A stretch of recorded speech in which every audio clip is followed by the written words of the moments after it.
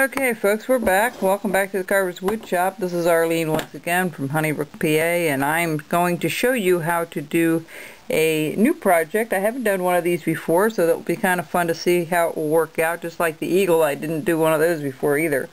This is my own design. It's just a little baby chick coming out of an egg for Easter.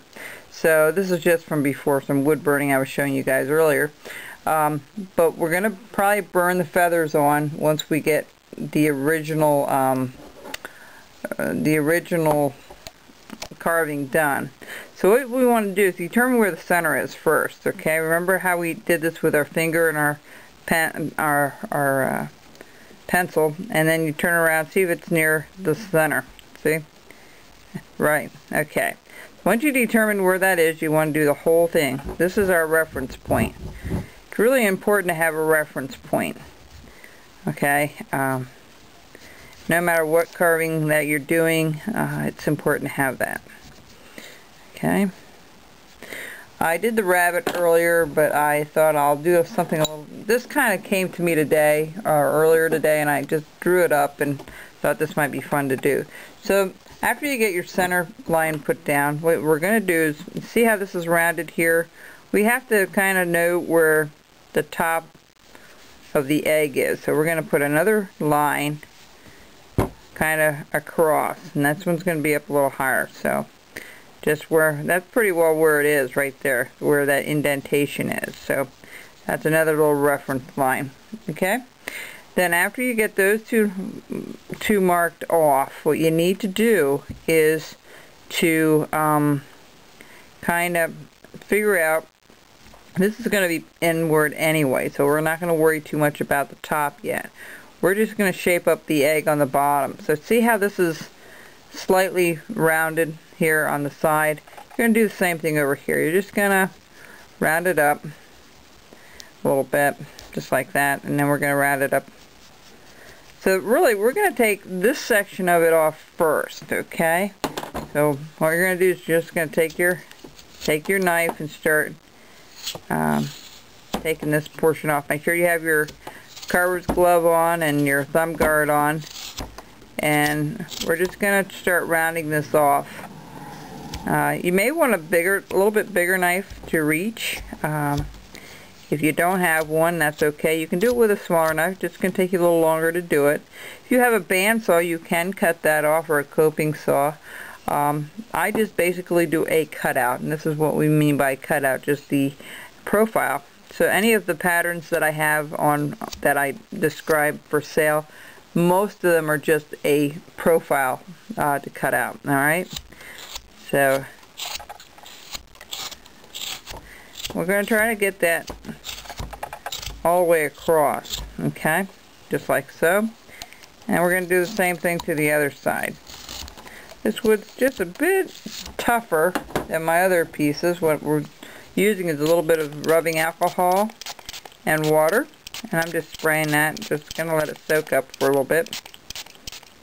These little bottles you can buy at Walmart, they're about $1 to buy the bottle, and then you get 50% water, 50% rubbing alcohol, and I use the 70%.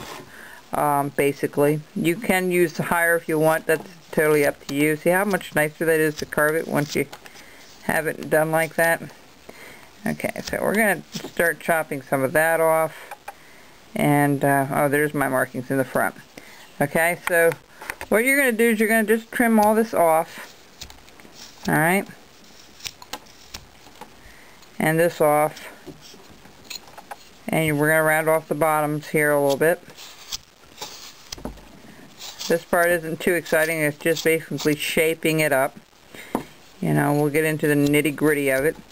I don't think this will take me too long, but you never know. Depends how much detail you want to do.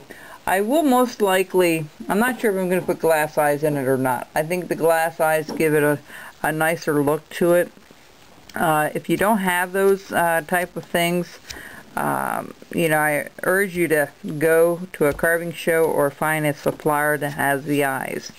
The other thing I want to explain to you, since I've done a couple of birds, it's really important to have a good wood burner. I can't emphasize that enough. You really need to have something that's half decent that you can work with and, you know, be able to use and do a lot of detail. Some of the commercial ones that they have out are really good right now. The Detail Master is one. That's the one I use, and I found it to be very, very good. I've had my unit for about 28 years. For a long time. I paid $100 back then for it, and they're about the same price today, so it's not, you know, not too crazy out of price and out of range. We're going to pay $30 anyway. Spend the extra $70 if you can afford to do so, and buy a good knife. The hand pieces I have to replace once in a while. They cost somewhere around $20 to $30 to replace the hand piece. Okay, so see how I'm shaping this up? Folks, this is going to take just a little bit more time. I'm going to do some of this offline, and then we'll come back and just make sure you get that egg shape here. Okay, so we're still going to cut some of this off here. This is almost done over here.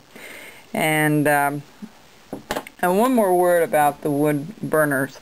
I went to a local store not too long ago, a hobby store.